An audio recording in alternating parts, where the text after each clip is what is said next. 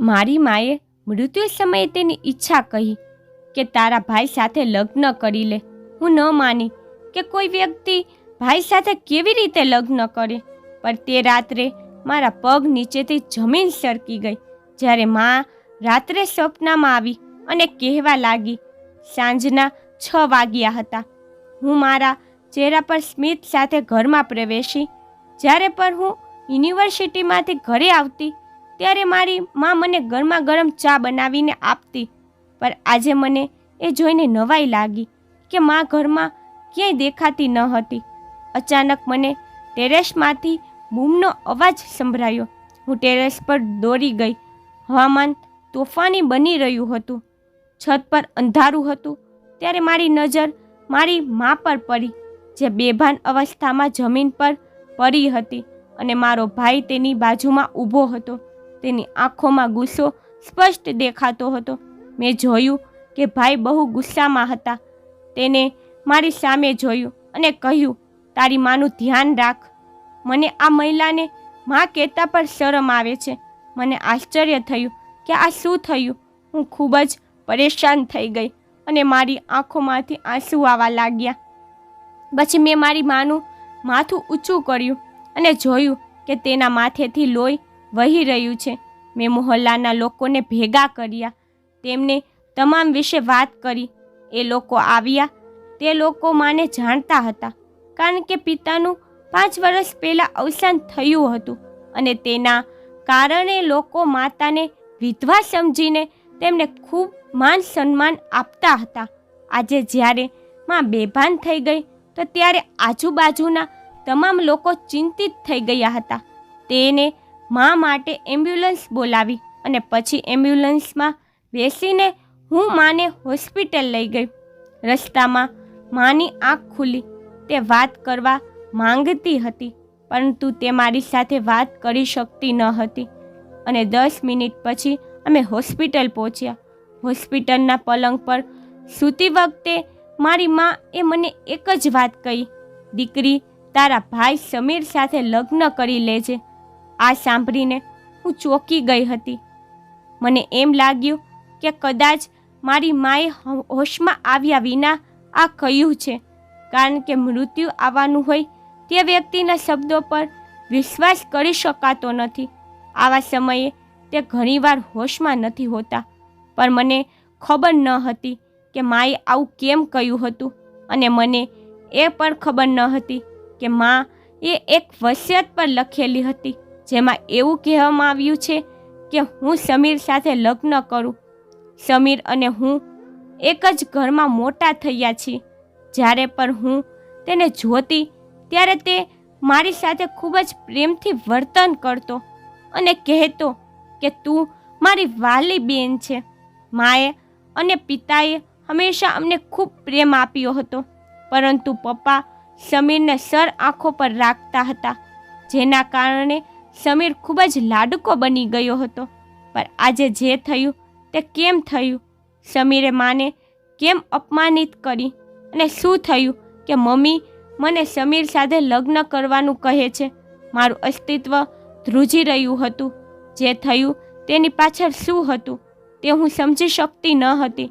શું તેની પાછળ કોઈ વાત છે જેની મને ખબર ન હતી? હજારો પ્રશ્નો મારી માના ખાટલા પર બેઠા બેઠા મને આવતા હતા અને મને તેમના જવાબો મળતા ન હતા. સાંજ રાતમાં ફેરવાઈ ગઈ.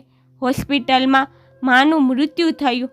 જ્યારે તેમની આત્મા એ શરીર છોડ્યું ત્યારે મને લાગ્યું કે હું આખી દુનિયામાં એકલી પડી ગઈ છું. હવે માત્ર એક જ ભાઈનો સહારો બાકી હતો.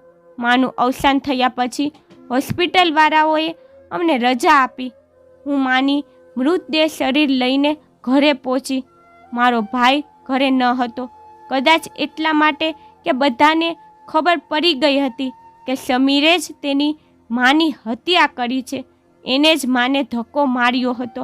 સમીર પર ઘરેથી ભાગી ગયો હતો. તેને કોઈ પણ પ્રકારની સ્પષ્ટતા કરી ન હતી. હું મારા ઘરે આવી. મારી માની તમામ વિધિઓ પૂર્ણ થયા પછી મને હોશ આવ્યો કે માએ આ દુનિયા છોડી દીધી છે. મારી રડી રડીને હાલત ખરાબ હતી. મારી માના મૃત્યુના 5 દિવસ બાદ સમીર ઘરે આવ્યો હતો. કોઈએ પણ સમીરને કંઈ કહ્યું ન હતું, કારણ કે કોઈ વિચારી પણ ન શકે કે સમીર તેની માનો જીવ લઈ શકે છે. અને પછી એક વિચિત્ર ઘટના બની, જે બધી વાતો મારી સામે આવી ગઈ અને હું કલ્પના પણ કરી શકતી ન હતી કે મારે સમીર સાથે લગ્ન કરવા પડશે. માના મૃત્યુના 40 દિવસ પછીનો રવિવાર હતો, જ્યારે મારા ફઈ ઘરમાં પ્રવેશ્યા. મારી સામે જોઈને બોલ્યા, દીકરી, હવે તારી મા વગર તું કેવી રીતે જીવન વિતાવીશ? મેં કહ્યું, ફઈ, આમાં જિંદગી વિતાવવાનો શું અર્થ છે? મેં પહેલાં પણ જીવન વિતાવ્યું હતું અને હું હજુ પણ જીવન વિતાવું છું. તમે સ્પષ્ટ કહો, તમે શું કહેવા માંગો છો? ફઈએ હસતા હસતા કહ્યું, દીકરી, માં આ દુનિયા છોડી દે અને પિતા ન હોય તો સંતાનોએ લગ્ન કરી લેવા જોઈએ. મેં કહ્યું, ફઈ, આ શું વાત કરો છો? માના અવસાનને કેટલા દિવસો થયા છે અને હું મારા લગ્ન વિશે વિચારું. તેને કહ્યું, તું તો તારા લગ્નની વાત નહીં કર, પણ અમે કરીશું. તારે સમીર સાથે લગ્ન કરવાના છે. મેં કાન પર હાથ મૂકીને કહ્યું, તમે આ શું કહો છો? સમીર મારો ભાઈ છે અને તમે કહેતા હતા કે સમીર માટે તમે ખૂબ જ સુંદર છોકરી જોશો. મારી વાત સાંભળીને તે બોલ્યા, દીકરી, તારા લગ્ન સમીર સાથે થશે, કારણ કે આ તારી માની મરજી હતી. મેં કહ્યું, તમને કેવી રીતે ખબર પડી કે તે મારી માની મરજી હતી? તેને મને એમ્બ્યુલન્સમાં આ વાત કહી હતી. આના પર તેને કહ્યું, જો તારી માએ મને પણ આવું કહ્યું હતું તો પછી તું આનો ઇનકાર કેવી રીતે કરી શકે? હું ફઈની વાત સાંભળીને પરેશાન થઈ ગઈ. પણ ફઈ, હું આવું બિલકુલ થવા નહીં દઉં. ભગવાનની ખાતર તમે મારી પાસે આટલો મોટો ગુનો ન કરાવો. મારા ભાઈ સાથે લગ્ન કેવી રીતે શક્ય છે? હું અને સમીર એક ઘરમાં ઉછેર્યા છીએ. અમે એક પિતાના સંતાન છીએ. અમે એક માતા પિતાના સંતાન છીએ. તો પછી તમે આવી વાતો કરીને મારું દિલ કેમ દુખાવો છો? તમે આવી વાતો શા માટે કરો છો? જેથી મને ગુસ્સો આવે. મારી વાત સાંભળીને તે ચૂપ થઈ ગયા અને કહ્યું, સમીર સાથે તારા લગ્ન નક્કી છે દીકરી. જો તને મારી વાત પર વિશ્વાસ નથી તો હું તને દેખાડીશ, પણ અત્યારે મારી પાસે બિલકુલ સમય નથી કે તારી સામે બધી બાબતો ખોલીને રાખું, અને પછતાવો તને પણ થશે. ચાલ, હું હવે નીકળી જાઉં. મારે બહુ મોડું થાય છે. મારે તારા લગ્નની વ્યવસ્થા કરવી છે અને અમ્માજી બહાર ઊભા છે અને તે મને બીજે ક્યાંક જવા માટે પણ કહે છે. બસ, હું તને કહેવા આવી છું કે તું તૈયાર રહેજે. બીજી વાત હું તને પછી કહીશ. આટલું કહીને તે ચાલ્યા ગયા. મારા મગજમાં કોઈ હથોરા મારતું હોય તેમ મને લાગતું હતું. થોડી વાર પછી ઘરના દરવાજે ટંકોરા પડ્યા. મેં દરવાજો ખોલ્યો તો સામે સમીર ઊભો હતો. સમીરની આંખોમાં ગુસ્સો જોઈને હું ડરી ગઈ, પણ મેં તેને એક ક્ષણમાં જ પ્રશ્ન પૂછ્યો, સમીર, કૃપા કરીને મને કહો કે શું થયું છે? માની ઈચ્છા વિશે તું શું જાણે છે? તેને કહ્યું, હા નેહા, હું સારી રીતે જાણું છું. તે પાગલ સ્ત્રી શું કહીને ગઈ છે, તેથી જ હું તે સહન કરી શક્યો નહીં. અને તને ખબર છે, ત્યારે સામેના સોફા પર બેસીને સમીરે કહ્યું, આપણી માં ચરિત્રહીન સ્ત્રી છે. સમીરે મા માટે તેના મોઢામાંથી ઝેર કાઢવાનું શરૂ કર્યું. મેં કહ્યું, તું આ કેવી રીતે કહી શકે સમીર? મા વિશે આવી વાતો કરસ? જ્યારથી પપ્પાનું અવસાન થયું છે ત્યારથી મેં ક્યારેય માને કોઈની તરફ જોતા જોઈ નથી. અને શું હું લગ્ન પણ કરી શકું? અને તે શું માને ધક્કો માર્યો હતો?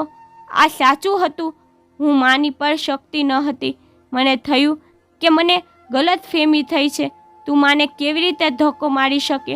મારી વાત સાંભળીને તેને મારી સામે વિચિત્ર રીતે જોયું અને તેને કહ્યું કે મા સાથે જે થયું તે સાચું થયું.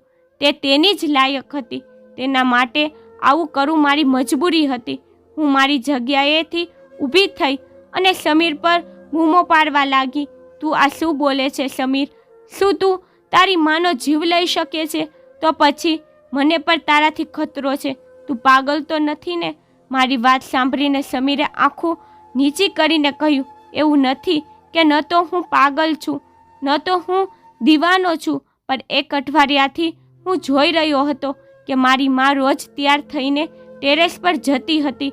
મને આશ્ચર્ય થતું કે તે શા માટે ટેરેસ પર જાય છે. જ્યારે મેં જોયું તો તે ટેરેસ પર કોઈ સાથે વાત કરી રહી હતી. હું સમજી શક્યો નહીં કે માં કોની સાથે વાત કરી રહી છે.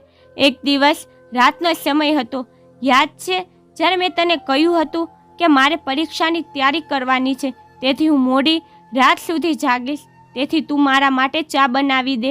હા, મને યાદ છે, મેં મારા મગજને જોર દેતા કહ્યું. તે રાત્રે હું ટેરેસ પર ગયો હતો. મને ગરમી લાગી રહી હતી, હું ગભરામણ અનુભવી રહ્યો હતો. અને તે રાત્રે શું થયું ખબર છે? મેં ચિંતાથી પૂછ્યું, શું થયું? મેં સીડી ચઢી તો ત્યારે માં કોઈ સાથે વાત કરી રહી હતી, પરંતુ આજે તે મોબાઈલ પર વાત કરતી ન હતી, પરંતુ કોઈ સાથે રૂબરૂ વાત કરતી હતી. આ જોઈને મારા આખા શરીરમાં આગ લાગી ગઈ. મેં જઈને ઝડપથી માને પકડી લીધી અને કહ્યું, માં, તમે અહીં ઊભા રહીને શું કરો છો? તમારી સાથે કોણ છે? મારી વાત સાંભળીને તેને મને થપ્પડ મારી અને કહ્યું કે આ વાતો પર ધ્યાન ન આપ. મેં તને જે કહ્યું છે તે જ કર. તું શા માટે મારી પાછળ પડ્યો છો? દીકરા, મારી પોતાની જિંદગી છે. માનો હાથનો થપ્પડ ખાઈને પછી મને ખૂબ જ ખરાબ લાગ્યું અને ગુસ્સો આવ્યો. મેં વિચાર્યું કે કદાચ મારે આવું ન કરવું જોઈએ, પણ બીજા દિવસે હું વિચારવા લાગ્યો કે જો માં આવું વર્તન કરતી રહેશે તો આપણે બદનામ થઈ જઈશું. સાંજનો સમય હતો. તે ફરીથી ટેરેસ પર ગયા હતા. હું મારા રૂમમાં બેસીને તારી રાહ જોઈ રહ્યો હતો કે આપણે બધા સ્વાદિષ્ટ ભોજન બનાવીને ખાઈશું. અને તને તો ખબર છે ને કે આપણા ઘરમાં આવું જ છે. સમીર મારી સાથે વાત કરતો રહ્યો. પછી મેં કહ્યું, તું હવે મને કહે કે શું વાત છે? તે માને ધક્કો કેમ માર્યો? મારી વાત પર સમીર રડી પડ્યો અને બોલ્યો, મેં તે ધક્કો જાણી જોઈને નથી માર્યો. અને જ્યારે માં ટેરેસ પર ગઈ ત્યારે હું તેની પાછળ ગયો. માં કોઈ માણસ સાથે વિચિત્ર રીતે વાત કરી રહી હતી કે હવે હું તારી સાથે લગ્ન કરી શકું છું, કોઈ વાંધો પણ નથી. મને દુનિયાએ ઘણું શીખવાડ્યું છે અને કોઈ પણ રીતે તારું હોવું ખૂબ જ મહત્વપૂર્ણ છે. માની વાત સાંભળીને હું ઉપર ગયો અને જ્યારે તેને મારી સામે જોયું તો તે મને કહેવા લાગી, નીચે જા, તું કેમ આખો દિવસ મારી પાછળ ફરે છે? મેં કહ્યું, માં, તમે કોઈની સાથે લગ્નની વાત કરતા હતા. તે કોણ છે? હરામખોર, જેની સાથે લગ્ન કરીને તમે અમારા પિતાની ઇજ્જતને બદનામ કરવા માંગો છો. તેને મારી વાત સાંભળીને મારી પાસેથી મોબાઈલ છીનવી લેવાનો પ્રયાસ કર્યો અને તેને છીનવી લેતી વખતે માને ધક્કો લાગી ગયો અને માં નીચે પડી ગઈ હતી. હું આ કરવા માંગતો ન હતો, પરંતુ આ વાક્યના પરિણામે માં સાથે જે થયું તે કદાચ ભગવાનને બદલો લીધો. મેં કહ્યું, સમીર, ભગવાન આવી નાની વાતનો બદલો નથી લેતા. તારે પહેલાં પૂછવું જોઈએ કે તે કોણ છે. તું માં પાસેથી ફોન કેમ છીનવી રહ્યો હતો? અને જો ભગવાને માની વાતને કેવી રીતે છુપી રીતે રાખી છે? તેનો ફોન પર તેની સાથે તૂટી ગયો અને માં આપણી સાથે નથી અને તું કશું શોધી પણ ન શક્યો. મારી વાત સાંભળીને સમીર પછતાવા લાગ્યો. તેને કહ્યું, તું સાચું બોલે છે. મને હજુ પણ ખબર ન હતી કે માં કોની સાથે વાત કરી રહી હતી અને હું આજ મૂંઝવણમાં છું. તને કંઈ પણ ખબર પડે તો મહેરબાની કરીને મને કહેજે. પછી મેં સમીરને કહ્યું કે માં એક વસિયત બનાવી છે જે ખૂબ જ વિચિત્ર છે. સમીરે કહ્યું કે મેં પણ આ વસિયત જોઈ છે, પરંતુ તું ચિંતા ન કરતી. આવી અજીબ વાતો માત્ર પાગલ વ્યક્તિ જ કહી શકે છે. કોણ જાણે માં માનસિક રીતે બીમાર હશે અને કોણ જાણે કે તે પોતાની જાત સાથે વાત કરતી હશે. આટલું કહીને સમીર રડવા લાગ્યો. કહ્યું કે મેં મારી માની હત્યા કરી છે. મેં સમીરને કહ્યું, ચિંતા ન કર, તે જે પણ કર્યું તેનો સમય હવે પસાર થઈ ગયો છે. માએ આ દુનિયા છોડી દીધી. જે નસીબમાં લખ્યું હતું તે થઈ ગયું. હવે આપણે દુઃખી થઈને શું કરશે? તું એક સરસ છોકરી જોઈને તેની સાથે લગ્ન કરી લે, પછી આપણા ઘરમાં ખુશીઓ પાછી આવી જશે અને આપણે તે બધું ભૂલી જઈશું. જ્યારે હું સમીર સાથે વાત કરી રહી હતી ત્યારે મારી ફઈ ફરી ઘરમાં પ્રવેશ્યા અને કહ્યું, અરે તમે લોકો આમ બેઠા છો, બીજી તરફ પરિવારમાં તમારા લગ્નની તૈયારીઓ ચાલી રહી છે. હું ચોંકીને ઊભી થઈ ગઈ અને કહ્યું, ફઈ બસ કરો હવે. જો માએ પાગલ અવસ્થામાં આવું કહ્યું હોય તો તેનો અર્થ શું એ છે કે તમે ભાઈ બહેનના પવિત્ર સંબંધનું અપમાન કરશો? જો આવું થાય જ નહીં તો તમારે શા માટે તૈયારી કરવી જોઈએ? મારી ફઈએ કહ્યું, તમે બંને ચાલો, હું તમને એક પંડિત પાસે લઈ જઈશ જે તમને કહેશે કે તમારો સંબંધ કાયદેસર છે અને તમે બંને લગ્ન કરી શકો છો. જો હું કંઈ કહીશ તો તમે બંનેને દુઃખ થશે. ફઈની વાત સાંભળીને હું પાછી બેસી ગઈ અને કહ્યું કે મારે કોઈને મળવું નથી. તેને કહ્યું, દીકરી, તે પુરુષ કોઈ સામાન્ય માણસ નથી, તેઓ પંડિત છે, તે દરરોજ પૂજા કરે છે. આ સાંભળીને હું આશ્ચર્યથી પહોળી આંખો સાથે તેની સામે જોવા લાગી કે કોઈ પંડિત આવું કેવી રીતે કહી શકે? તમે તો વિચારો. તેને કહ્યું, બસ કર દીકરી, તારે અને સમીરને તેની પાસે એકવાર મળવું જોઈએ. પછી હું તમને ફરી કંઈ કહીશ નહીં. જો તમે ઈચ્છો ને તો તમે તમારી માની વાત કોઈ દિવસ અમલ ન કરતા. મારા ફઈની વાત સાંભળીને મને ખૂબ જ આશ્ચર્ય થયું કે પંડિતજી મને શું કહેશે અને તેની પાસે એવો વળી કયો રાજ છે. મેં કહ્યું, ઠીક છે, હું અને સમીર બંને પંડિતજી પાસે જઈશું અને તેમને તમારા વિશે ફરિયાદ કરીશું. ફઈએ અમને બંનેને બીજે દિવસે ત્યાં જવાનું કહ્યું. અમે મંદિરે ગયા તો પંડિતજી એ અમને ઓળખીને કહ્યું, તમે સીમાના બાળકો છો ને? તો જરા આવો દીકરાઈ, હું તમને કંઈક સત્ય કહીશ જેને સાંભળીને તમે બંને તમારા સંબંધોની વાસ્તવિકતા જાણી શકશો. મને ખબર નથી કે તમારી માએ આ વસિયત શા માટે કરી છે, પણ આ વસિયત માન્ય છે અને તમારા લગ્ન એ ગુનો નથી. પહેલાં મારી વાત સાંભળો અને પછી તમારે લોકો ગમે તે નિર્ણય લેવો હોય. પંડિતજી બોલવા લાગ્યા, જુઓ દીકરી, આ તે સમયની વાત છે જ્યારે તારી માના લગ્ન નહોતા થયા. સીમા અમીર પરિવારમાંથી હતી. તે એક કુટુંબની હતી. તે એટલી અમીર હતી કે આજ સુધી અહીંના કોઈ ગરીબ વ્યક્તિએ તેમના ઘરે બેસીને તેમનું ભોજન પણ નથી ખાધું. પણ કહેવાય છે કે મનુષ્યની પસંદગીઓ હોતી નથી. સીમાને એક સામાન્ય છોકરો પસંદ આવવા લાગ્યો. તે સમયે તે અહીંના આશ્રમમાં શિક્ષણ મેળવી રહ્યો હતો. બસ આગળ શું હોઈ શકે કે જ્યારે સીમાના પિતાને આ સમાચાર મળ્યા કે તેમની પુત્રી એક નાનકડા પરિવારના છોકરા સાથે પ્રેમ કરે છે, ત્યારે સીમાના પિતાએ જલ્દીથી તેના લગ્નની તૈયારી શરૂ કરી દીધી. પરંતુ લગ્ન કેવી રીતે થઈ શકે જ્યારે સીમા પોતે સહેમત ન હતી? સૌથી પહેલાં તો સીમાને સ્વીકારવું પડે, તે પછી લગ્ન થવાના હતા. કારણ કે સીમાના પિતા ગામમાં ખૂબ જ અમીર વ્યક્તિ ગણાતા હતા. જો તેની દીકરીની સંમતિ વિના કંઈ પણ કર્યું હોત તો લોકો તેને અભણ અને જલાદ કહેતા.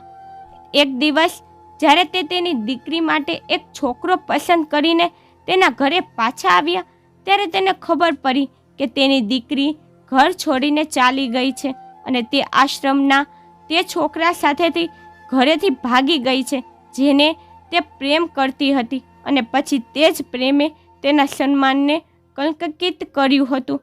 સીમાના પિતાએ આ સાંભળ્યું તો તેઓ ગુસ્સાથી લાલ થઈ ગયા અને કહ્યું કે મારા બાળકમાં એટલી હિંમત છે જે મને દગો આપે. હું સીમાને એવો પાઠ ભણાવીશ કે તે આખી જિંદગી યાદ રાખશે. સીમાના પિતાએ તેની નિર્દયતાની હદ વટાવી દીધી અને તેને તેની દીકરીને શોધવાનું ચાલુ રાખ્યું. અને 1 વર્ષ પછી તેને તેની દીકરીને દૂરના ગામડાના એક સામાન્ય પરિવારના વ્યક્તિની પત્ની તરીકે મળી હતી અને તે વ્યક્તિ એ જ સામાન્ય છોકરો હતો. એક દિવસ તેના પિતાએ ગુસ્સામાં આ છોકરાને તેના મિત્રો સાથે મળીને કેનાલમાં ફેંકી દીધો અને તે સંબંધ કાયમ માટે સમાપ્ત થઈ ગયો. પરંતુ તેની દીકરી ગર્ભવતી હતી. તેને એક સુંદર પુત્રને જન્મ આપ્યો. તે એની દીકરી સીમાને તેના ઘરે લઈ ગયા અને સીમાનો પુત્ર તેનું લોહી હોવાને કારણે તે તેને છોડી ન શક્યા અને તેને મારી પણ ન શક્યા. પછી શું થવાનું હતું? સીમા 1 વર્ષ પછી તેના ઘરે આવી. તેના ખોળામાં એક પુત્ર પણ હતો. સીમા ખૂબ જ પરેશાન હતી, કારણ કે તેના પતિએ આ દુનિયા છોડી દીધી હતી. સીમાના પિતા હજુ પણ તેની સામે એક ગુનેગાર હતા. તે સીમાના બીજી વાર લગ્ન કરવા માંગતા હતા, પણ પહેલી સગાઈ તૂટી ગઈ હતી. હવે કોઈ પણ અપરિણિત છોકરો, સારા કુટુંબનો કે સમૃદ્ધ પરિવારનો છોકરો આવી છોકરી સાથે લગ્ન શા માટે કરે? તે ઘરેથી ભાગી ગઈ હતી અને તેને એક બાળક પણ હતો, તો તે આ કેવી રીતે કરી શકે? ત્યારે સીમાના પિતાએ તેમની પુત્રીના લગ્ન તેમના પરિવારના એક બીમારને લાચાર સાથે કરી દીધા, જેમને પહેલેથી જ એક પુત્રી હતી અને તેની પત્ની બાળકની ડિલિવરી દરમિયાન તેના અત્યાચારને કારણે મૃત્યુ પામી હતી, કારણ કે તેને તેની પત્નીને કંઈ પણ ખવડાવ્યું ન હતું. ન તો તેને ખવડાવ્યું કે ન તેની સંભાળ લીધી. સીમાના પિતાને આ વાતની જાણ હોવા છતાં તેમણે તેમની દીકરીના લગ્ન કરાવી દીધા. દીકરી, તારી માં એ તારા માટે આ વસિયત લખી છે, જેથી તમે બંને તમારી વાસ્તવિકતા જાણી શકો કે તું તેની અસલી દીકરી નથી અને તેનો દીકરો જે તેને ચરિત્રહીન કહેતો રહ્યો તે તેનો સાચો પુત્ર છે. પતિ ઘણા વર્ષોથી બીમાર હતો, તેથી તેનું અવસાન થયું, પણ સીમાને આ વાત કહેતા મોડું થઈ ગયું. કદાચ તે તેના પહેલા પતિ વિશે તેના પુત્રને આ વાત કહેવા માંગતી ન હતી. પછી વર્ષો પછી ખબર પડી કે સીમાનો પહેલો પતિ જીવિત છે, તે મરી ગયો નથી. સીમાના પિતાએ તેને કેનાલમાં ફેંકાવી દીધો હતો, તેથી તે તેને મરેલો સમજતી હતી, પણ તે બીજી તરફ ચાલ્યો ગયો હતો. એ બિચારો પોતે પણ જાણી શક્યો નહીં કે પછી તેની પત્નીનું શું થયું. હવે તમારી માએ એટલે કે સીમા અને તેનો પહેલો પતિ ફરી એક થવા ઈચ્છતા હતા, પરંતુ બિચારી સીમા તેનો વર્ષ જૂનો પ્રેમ પાછો મેળવે તે પહેલાં જ આ દુનિયા છોડી ગઈ અને જતી વખતે તેને તમને આટલી લાંબી વાર્તા કહેવાને બદલે એક વસિયત છોડી દીધી કે તમે બંને બહેન અને ભાઈ સાથે લગ્ન કરી લો.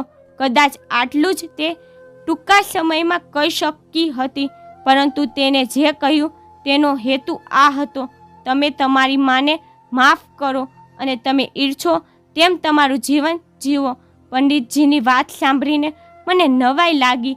સમીર મારો સાચો ભાઈ ન હતો, પણ મારો સોતેલો ભાઈ પણ ન હતો.